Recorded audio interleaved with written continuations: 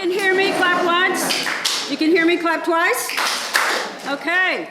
I am Bobby Sukahara, and I am the exiting president, and I've been functioning as the executive director. And you will be meeting new folks this evening who are going to be taking over. Are there any very brief announcements from the floor? 30 seconds or less, preferably less.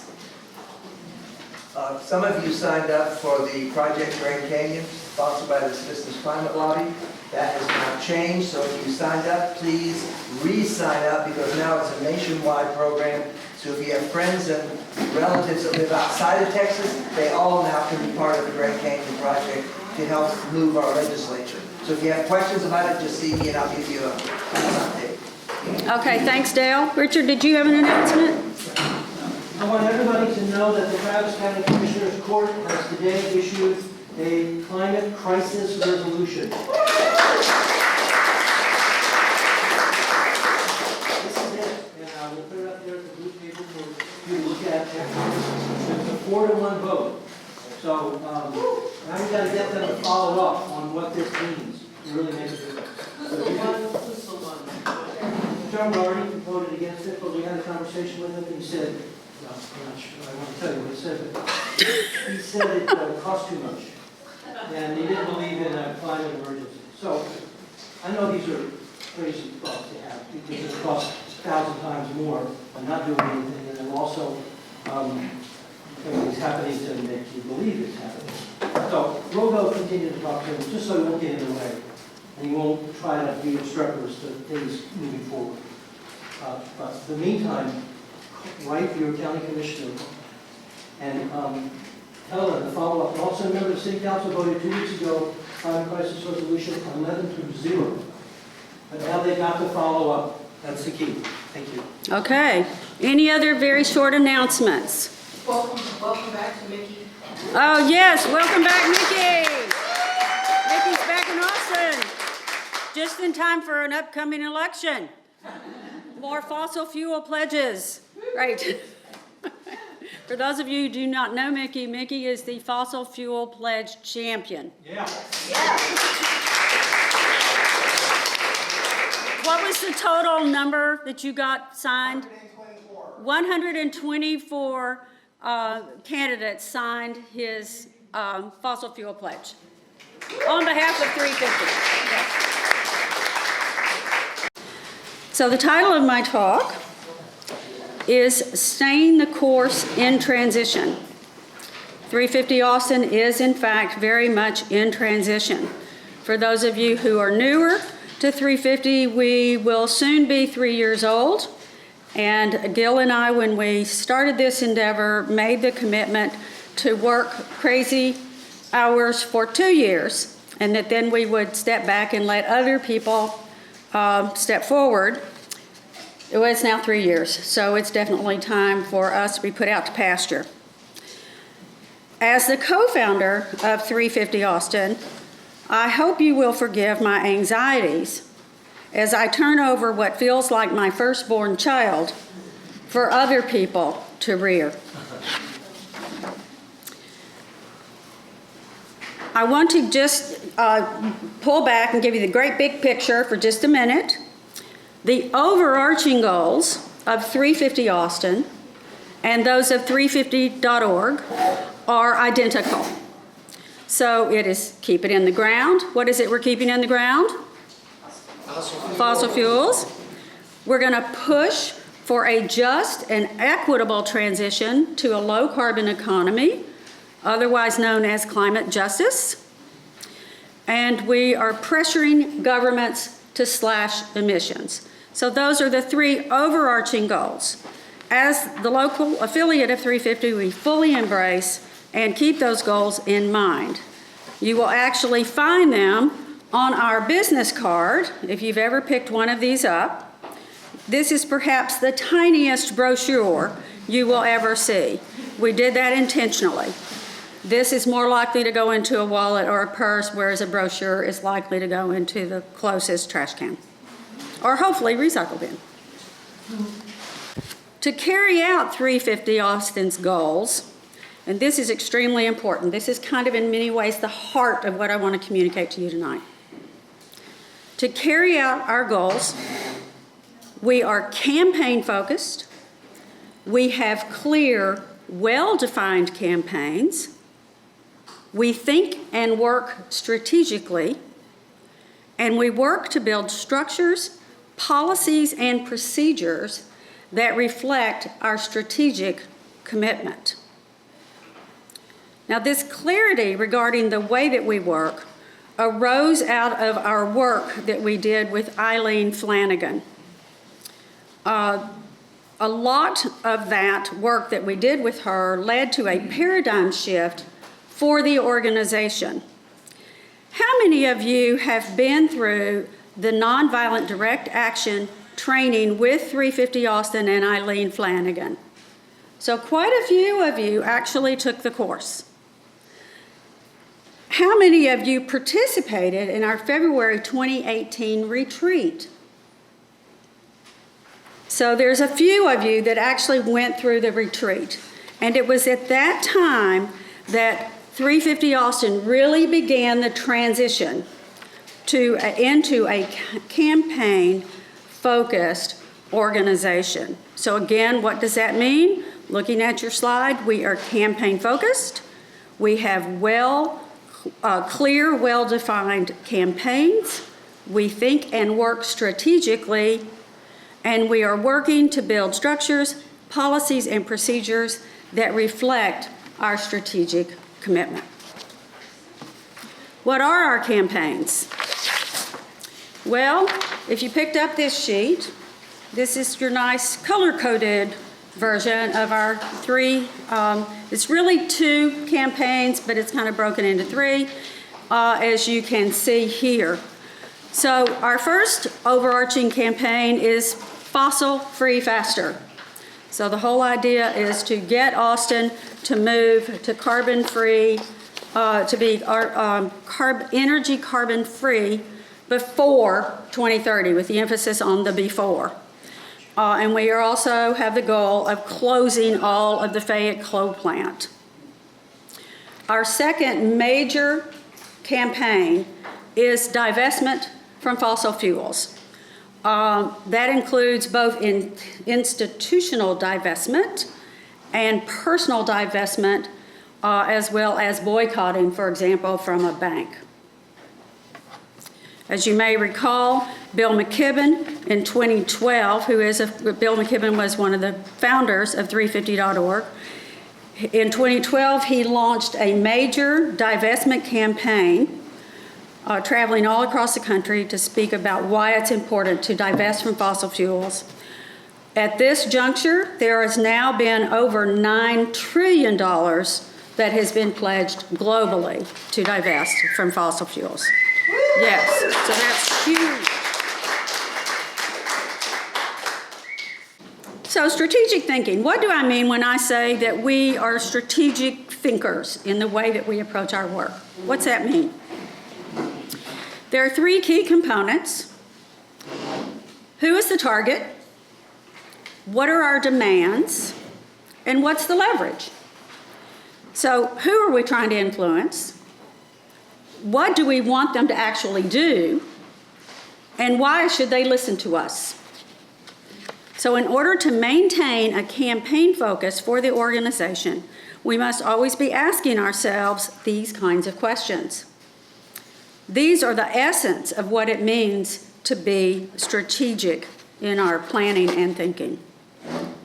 Now, if you look at the next slide, that is the pillars of support. This drawing is actually originally from Gene Sharp, and he is illustrating how power is sustained. So if you look at the fossil fuel industry, is this inverted triangle that he has here. These various pillars that are supporting this inverted triangle, these are ways in which the fossil fuel industry's power is sustained.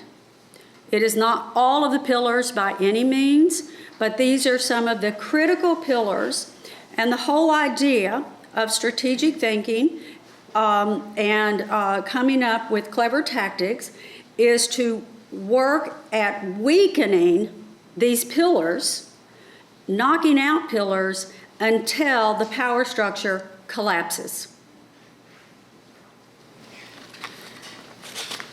So we always want to use a model like this to help us identify our targets, what are the pillars, to clarify our demands, what it is we want our target or targets to do, and be sure we can answer the question of why they should listen to us. The moral argument is not likely to be sufficient if you're a financial funds manager. What they need is a good business case. Show me how this is going to be good for me and my business, okay? So we have to work on that. What do we have to do to get their attention? Now, we make a distinction between inside tactics and outside tactics. What do I mean? Inside tactics are working inside the system. So I gave you a few examples here. This is not an exhaustive list. This just gives you an idea of some of the inside tactics that can be used and are being used. There's nothing wrong with these tactics at all. But when you're working inside the system, it's only going to take you so far. If the system itself is the problem, if the system needs to be changed. And these kinds of tactics often, and I would argue indeed usually, result in incrementalism.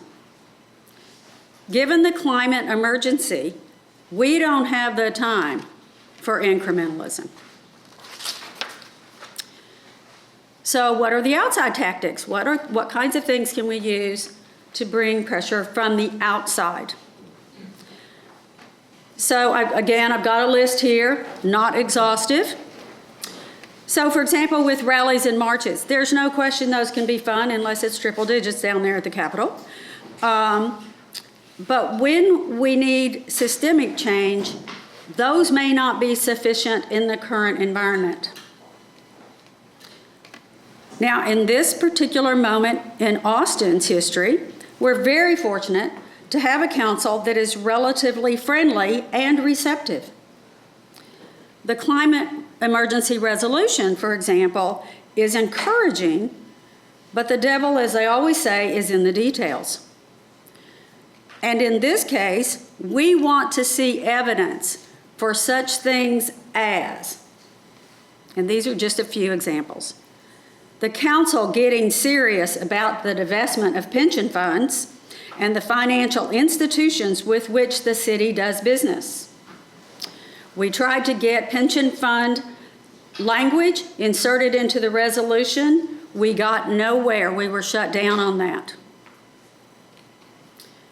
We want to see them evidence that they are actually accelerating the timelines for shifting away from fossil fuels when the Austin Energy executives are quite enamored of market forces.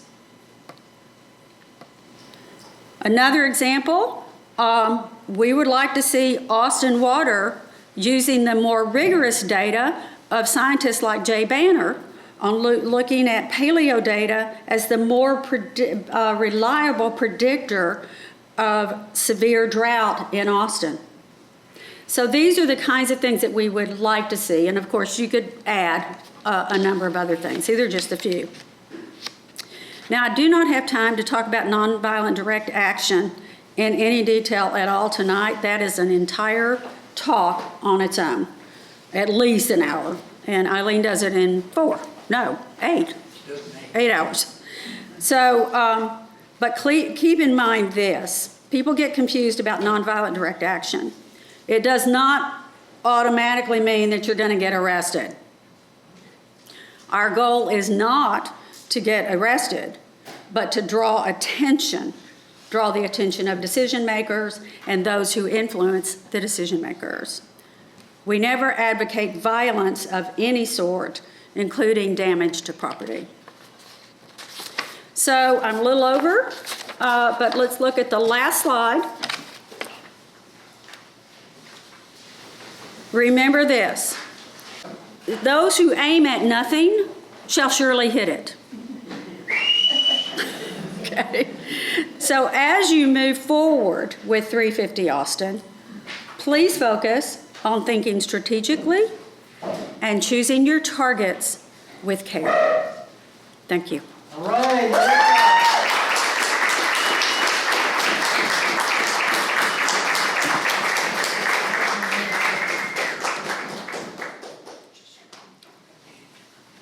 Okay, I'd now like to introduce our new board members and officers. Where's Kristen? Oh, there you are, right there. You didn't move. Kristen, would you stand for a minute? I know you're going to come up in just a second. Kristen Harrington Albrecht. I just have to call you KWH because it's a mouthful. Anyway, she'll be coming up and sharing some thoughts with you in just a moment. And then our new Vice President, Liliana Mendoza, will you stand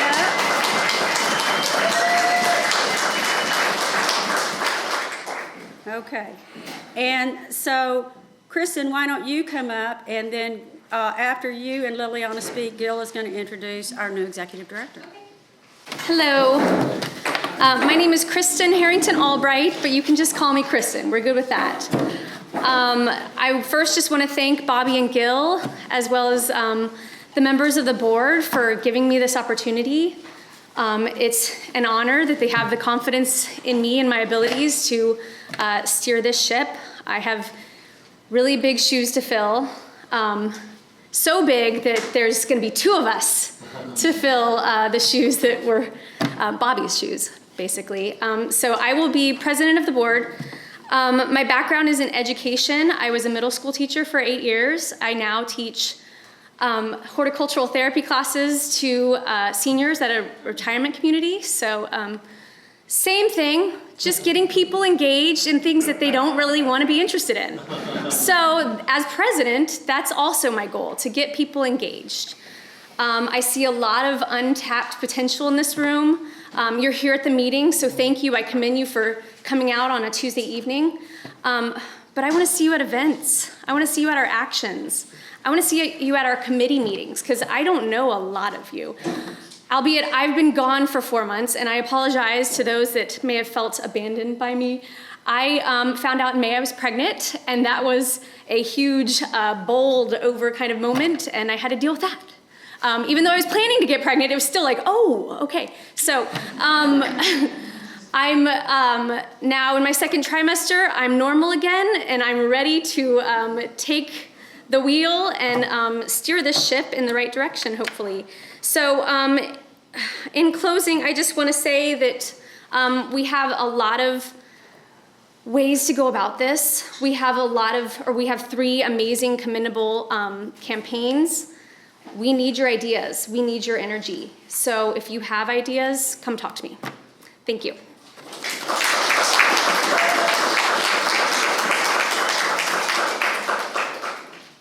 Hello, so my name is Liliana Mendoza, and I'm going to be VP, and I'd like to thank Bobby and Gil very, very much for their confidence in me, and I'd like to thank Kristen and Brent for stepping up into leadership. And yes, those are big shoes to fill, but I'm confident that we picked the right people to do it. I remember when Bobby gave her speech about climate at one of the DSA meetings, I believe it was, under Danny, and she was incredible. And then they did an action in Dallas, and it was just, you can see it coming, that this was something that meant a lot to Gil and Bobby. And I'd like to thank you for making such a big, wonderful baby that this community is now a part of. So I know that the news on climate gets us down. I know that it seems like a huge thing to deal with, but this gives me hope. This, seeing people that want to be engaged, that want to not just read the news and be depressed, but that want to figure something out. If it's writing something, if it's participating in something, if it's volunteering for something, we all put our little grain of sand and we will move this in the right direction. I have very great confidence in all of us because Gil and Bobby gave us a great foundation, and those roots are going to grow in this community. And it's going to start with these campaigns, and then who knows where we'll be 3 years from now, but I hope that we can make you all proud. You already got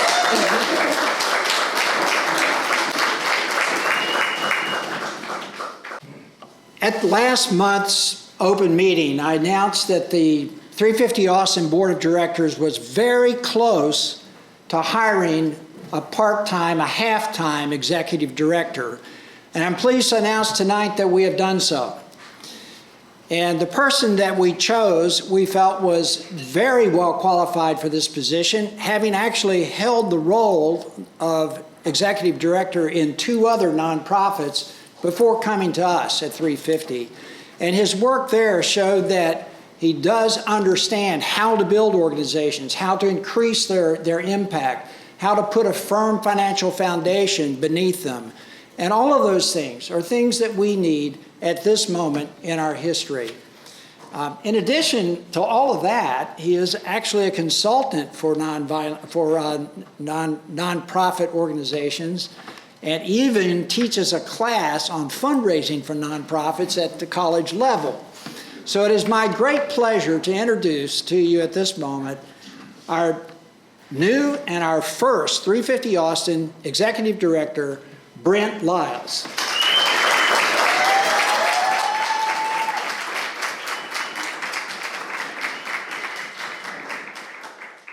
Man, that was like the best introduction ever.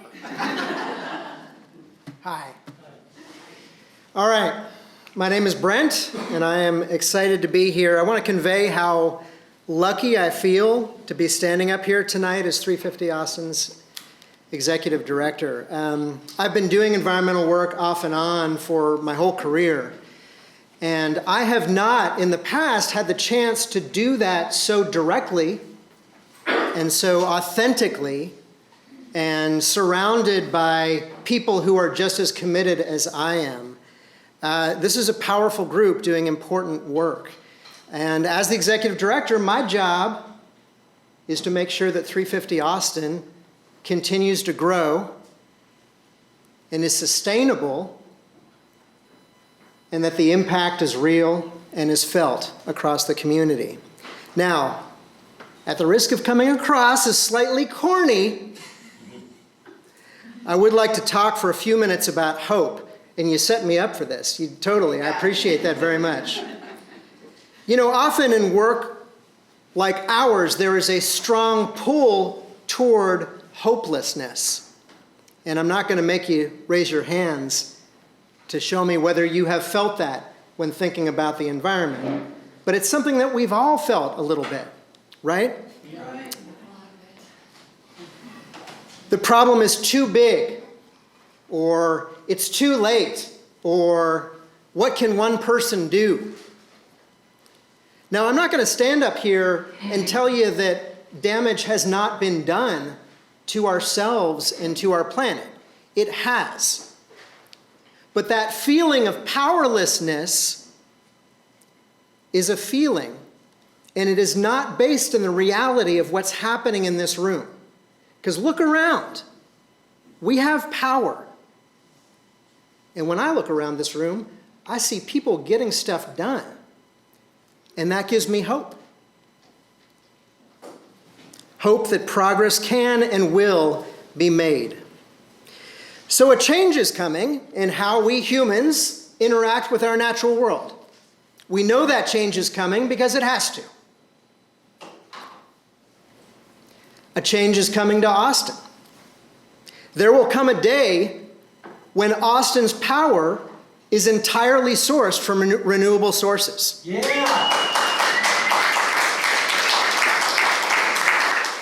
Man, y'all are awesome. I wasn't expecting like applause and stuff, but bring it on. There will come a day when that happens. And when it does, the people in this room will be able to look at that and say, I did that. There will come a day when the people who manage investment funds and retirement funds choose not to invest those funds in fossil fuel industries. And when that happens, we will get to say, we did that. Right?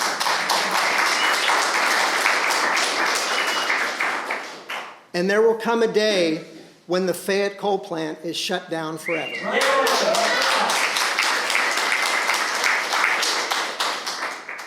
And when that happens, 350 Austin will be able to say, 350 Austin did that.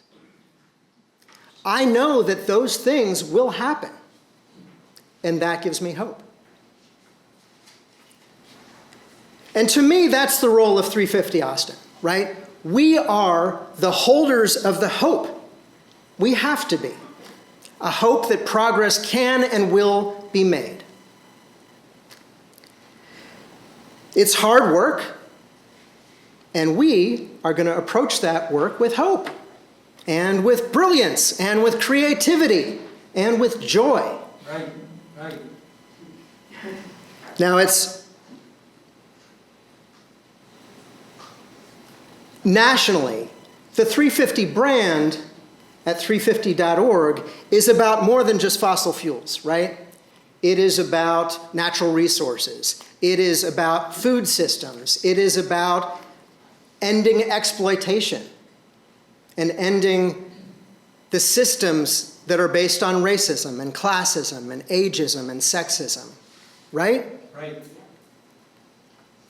That work needs to be done in Austin too. And there is a lot of work to do. So far, 350 Austin has had to make choices about what to focus on, right? If you're a small organization, you make choices so that you can direct your efforts and make progress, right? And that's why we have our 3 campaigns, right? Fossil free faster, shutting down Fayette, divestment. Right now we have this focus on our work, but I want all of us to keep those big dreams in mind about all of the work that needs to be done in Austin, because we will get there. 350 Austin will grow and will expand. I mean, you think about the big nonprofits in Austin, right? The big names like Capital Area Food Bank and Live Strong and Communities and Schools and Creative Action. Like all of those nonprofits have budgets in the tens of millions of dollars. And they started with just a few people and an idea. Here's your couple people with an idea. And look where we are. How did those organizations get so big? First off, they had people who were committed to those missions and to that vision. And they volunteered their time. And here you are. 350 Austin has that. And the other thing is that in addition to people being willing to donate their time, there were also people willing to donate money. This is the transition for 350 Austin. This is when, if we want to grow and we want that big vision, and we do, I do, I hope you do, this is where we start having money for staff, right? So, I'm not going to ask you for money tonight. Bobby already did that. But I am going to ask you this question. How much is it worth to you to see 350 Austin succeed? And how much is it worth to you to achieve that vision of a fossil-free Austin? $5 a month? $20 a month? There are people in this room who are donating $100 a month or more because they believe in that vision, and that vision is that important to them. So next month at the open meeting, I'm going to ask you all to consider signing up as a monthly donor for 350 Austin at whatever level works for you. Maybe that's the 5, maybe that's the 20, maybe that's the 100. We have different capacities. We give to other nonprofits. But 350 Austin is important. And I want to see that happen for us. I want to see that support because we deserve it. And this work is important enough for it. So think about that. For tonight, I'm just going to say thank you for considering that. And next month, we'll talk more about that. And we'll give you the opportunity to sign up as monthly givers. All right? Yeah. All right. I appreciate you letting me get up on my soapbox just a little bit about that hopefulness. But I just had to share that because that's where I'm coming from with this organization. Like, I'm excited about this. It's going to be great. All right, with that, I'll stop talking, and we'll finally get around to doing some work tonight. Tonight, we're going to do some learning. We're going to do some planning. We're going to do some putting of events on calendars. And so first off, I'd like to bring up Robert. Where is Robert? There he is. Robert, come on up. Robert is with the Sunrise Movement, and he's going to give us a update on that. Thank you very much. I very much appreciate it.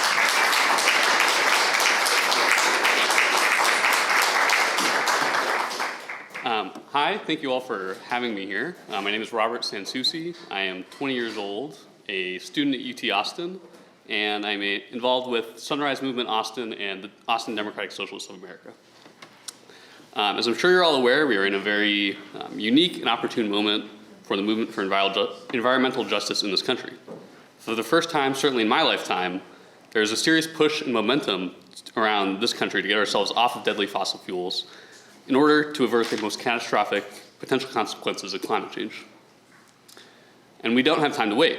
Washington isn't coming to help us, and those down at the Capitol certainly aren't coming to help us anytime soon either. That is why efforts to decarbonize at the local level, as 350 has been doing with the campaign to close the Fayette Power Plant, are so vital, and why Sunrise and DSA so enthusiastically support you all. Currently, Sunrise is organizing around putting pressure on the Democratic Party to get more serious on climate change, supporting the climate strike, and holding educational events around Austin, including a watch party of CNN's upcoming climate forum on the 4th and a Green New Deal town hall hosted by Mike Siegel's campaign. DSA is currently in the middle of its recently launched Green New Deal campaign to reach out to Austinites about their concerns related to climate change, and their goal is to push the city to be 100% fossil-free by 2025, if not sooner. Both groups aim to put as much pressure as possible on City Council when they reconsider the generation plan in the coming year. And in the meantime, we will continue to show up at relevant public meetings and begin meeting with City Council members to ensure they support our goals. We have a serious opportunity in front of us to get Austin off of fossil fuels, and we must seize it. This means uniting and coordinating to put as much pressure on City Council as possible. However Sunrise and DSA can help, please do not hesitate to ask. Thank you so much.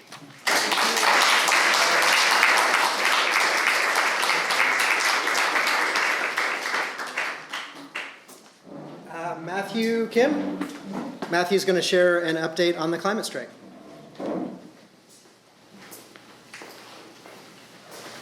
Yeah, no problem. Hi everyone, my name is Matthew Kim. I'm 16. I'm currently at high school at St. Stephen's. Emma Galbraith, she was here last month. She talked a little about the climate strike. I'll just give you an update. So right now, today I just got the permit, so we're officially like on the schedule, right? Yeah, pretty good. Yeah, and so just shout out to Representative Celia Israel. She helped me get that, and she's been really helpful in sending me some media contacts. So we're planning to have a press conference in the beginning, right before the strike happens. And so I don't know if you're interested in that, you can join the breakout session later. And then also just to give you a quick overview, we're gonna walk out of our schools or places of work at 9 a.m. Get to the Capitol probably around 10 a.m. depending on what you plan on doing in between. And then just kind of mingle, and then by 12 we'll have an agenda rolling with speakers, and then we'll have people with tables such as 350 Austin and Sunrise Movement. They'll both be there. The Yellow Bike Project I think will also be there. And then just in general, we'll be hanging out, having a good time there until around 4 p.m. and then we'll clean up and all that. And I hope you guys plan to show up. It'll be at the state capitol, so at the South Steps, where the big walkway leads up to. and then in that lawn area. But just kind of, we hope to have a large presence, and unfortunately, since we're not in session, most of the people aren't at the Capitol, like the main like senators and representatives, but we'll try and meet with the representatives that are there on that day. And so if you're interested in that, I'll be seeing who wants to do that. But thanks a lot. Oh, sorry, September 20th, my bad. Yeah, it's International Climate Strike on September 20th, so yeah. Thanks.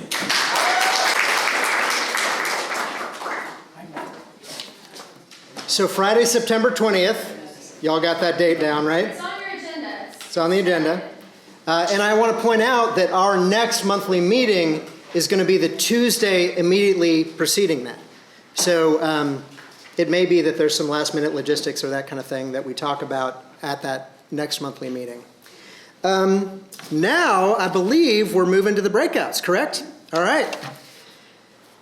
Matthew is going to be leading a breakout on the climate strike. So if you want more information about that, why don't you stay where you're at? And you can be at that table right there, if that's okay with you. Divestment, Eileen, raise your hand. All right, thank you for leading that.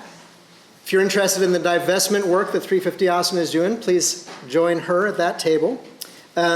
Meet the new ED, Brent.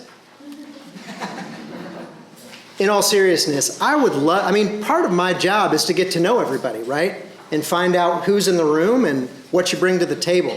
I'll be right up here. Please come talk to me. I can tell you all kinds of, uninteresting facts about my life. Or we could talk about 350 Austin, which would be even better. Resource generation plan, Al, that's you. Yeah. And then Danny, are you going to be at that table? Okay. Okay.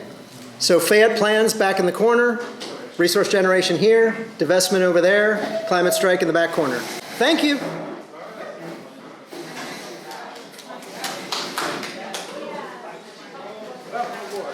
Thank you very much. Nice to meet you. I can do 100. You can set up a way to put it far down. Yeah, totally. Thank you very much. I think I can.